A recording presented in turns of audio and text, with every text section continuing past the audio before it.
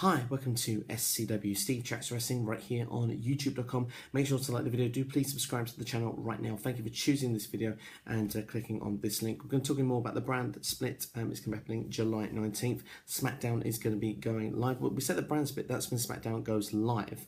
Of course, the brand split is expected before. There's no exact date when. If you were to ask me, I would suggest it's probably going to be looking at the night before on Raw, because that's tends to how they do the drafts. In previous times, we normally had the draft on the Raw, then we had kind of the leftovers that weren't done were done like the following day, which basically means they just kind of picked the names out of a hat or listed who was going where on a piece of paper, and then telling the rest of us where Darren Young is going to end up and Titus O'Neil in the Ascension, should you care. But yeah, then normally started on Smackdown the following time. Of course, Smackdown wasn't live before, so you tended to have to wait till Thursday to see what the rest of the Smackdown brand looked like. But I reckon that's probably how we're going to go again. But going further on the update of that video as well is that both McMahons on WWE.com have had their say, saying that they both want the brand. Shane saying someone adventurous, Stephanie saying someone with experience, Shane a risk taker. You can see the back and forth, but eventually both agree and say at the same time a McMahon should run it. So I mean, that pretty much tells you where it's going to go. Really, it's going to be one or the two of them. Who is going to have Raw and who's going to have SmackDown? It seems all of a sudden that SmackDown is the more exciting prospect going forward, with it being live.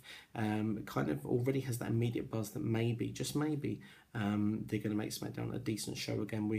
There's plenty of room to be bitterly disappointed, but there's definitely a reason to watch the Smackdown brand, and perhaps now shows like Main Event are probably going to be what more be the Raw recap rather than Smackdown, or every other show other than Raw tends to be. Even Raw sometimes is a Raw recap from what goes on the previous week or during that episode. You see the same thing 3 or 4 times over, but that hopefully won't be happening going on forward in future.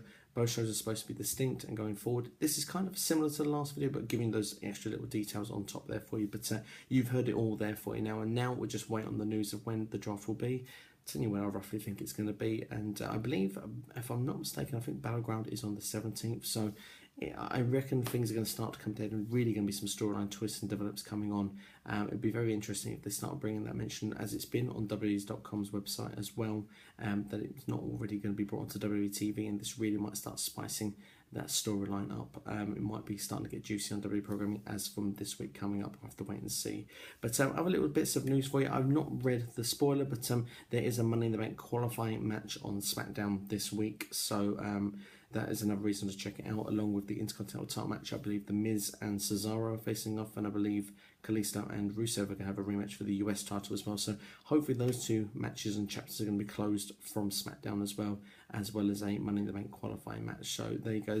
There seems to be reasons to watch SmackDown already, so hopefully that's going to be a good show to check out. But that's everything for you on this particular video. You've been watching SCW. Please subscribe, and thank you very much for watching.